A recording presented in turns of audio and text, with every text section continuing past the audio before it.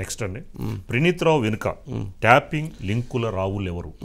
తనకి ఏంటి మొదలు ఏంది ఆ ప్రణీత్ రావు ఏంది అసలు చూస్తే మొత్తం చాలా పెద్ద కథలు నడుస్తూ ఉండే దాని వెనక ఆయన అసలు మామూలుగా నడపలేదట. మొత్తం వ్యవస్థలన్నిటినీ ఎవరి ఫోన్ అయినా సరే అందరి ఫోన్లు ట్యాప్ చేసాడంట. అందరినీ ఒక ఏమంటాం ప్రభుత్వంలో ఒక అతీతమైనటువంటి శక్తిగా అందరినీ ఇది చేశాడట. ఏంటి అసలు ఇది నమ్మడానికి కాస్త ఇబ్బంది, అసలు నమ్మకపోవచ్చు ఈ మాట. ఇప్పుడు నేను చెప్పేటటువంటి మాట సాక్షాత్తు ఒక డీజీపీకి సంబంధించినటువంటి ఫోన్ కూడా ట్యాప్ చేసే అంత పవర్ ఈ ప్రణీత్ రావు దగ్గర ఉంది సార్.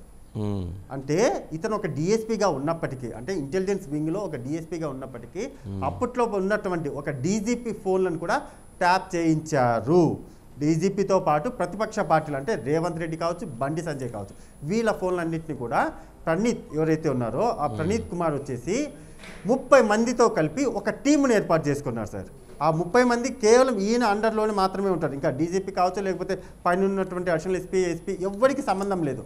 కేవలం ప్రణీత్ రావు అండ్ టీమ్ అంటే ఈ 30 మంది మాత్రమే. వాళ్ళ దగ్గర అధునాతనమైనటువంటి పరికరాలు ఏవైతే ఉంటాయో ఆ పరికరాలన్నింటినీ కూడా వాళ్ళ దగ్గర పెట్టుకొని ఒక సిస్టమ్స్ ఏర్పాటు చేసుకొని ఆ 30 మంది ఎవరి పేరు చెబితే, అంటే ఇప్పుడు డీజీపీ నా సైడ్ డీజీపీ రేవంత్ రెడ్డి, బండి సంజయ్ ఇలా ప్రతి ఒక్కరి ఫోన్లు కూడా ట్యాప్ చేస్తూ వచ్చారు. రైట్ చేశారు. చేసిన తర్వాత ఏం చేశారు, ఆ వాటన్నిటినీ కూడా తమ పర్సనల్గా ఉన్నటువంటి రికార్డ్స్ ఏవైతే ఉంటాయో వాటిని చాలా భద్రంగానే పెట్టుకున్నారు సార్.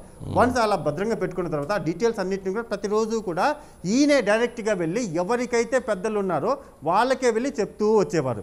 అలా చెప్పిన తర్వాత ఓకే ఇంకా అంతా అయిపోయింది, అంత సేఫ్గానే ఉంది. కానీ వన్స్ ఇప్పుడు కాంగ్రెస్ గవర్నమెంట్ వచ్చిన తర్వాత, అధికారంలోకి కాంగ్రెస్ పార్టీ ఎప్పుడైతే వచ్చిందో అప్పుడు ఇప్పుడున్నటువంటి గతంలో చేసినటువంటి ఆ మొత్తం పాపాలు ఏవైతే ఉన్నాయో దానికి సంబంధించి చేతులారా ప్రణీతే దొరికేలాగా, అంటే ఇప్పుడు ఉన్నటువంటి కాంగ్రెస్ పార్టీకి స్వయంగా ఆయనే తన చేతులతో తానే తప్పు చేశాను అని చెప్పే విధంగా చేసినటువంటి తప్పు ఏంటంటే ఒకటే, వెళ్ళి ఆ కార్యాలయానికి వెళ్ళి ఎస్ఐపి కార్యాలయానికి వెళ్ళినటువంటి ప్రణీత్ అక్కడ ఉన్నటువంటి ఆ డిస్కులు కావచ్చు, అక్కడ ఉన్నటువంటి డాక్యుమెంట్లు కావచ్చు, లోపల రికార్డ్ చేసినటువంటి ఆడియోలు, ఆ పేపర్లు అన్నింటినీ కూడా మొత్తం స్మాష్ చేశాడు, అన్నింటినీ కాల్ చేశాడు.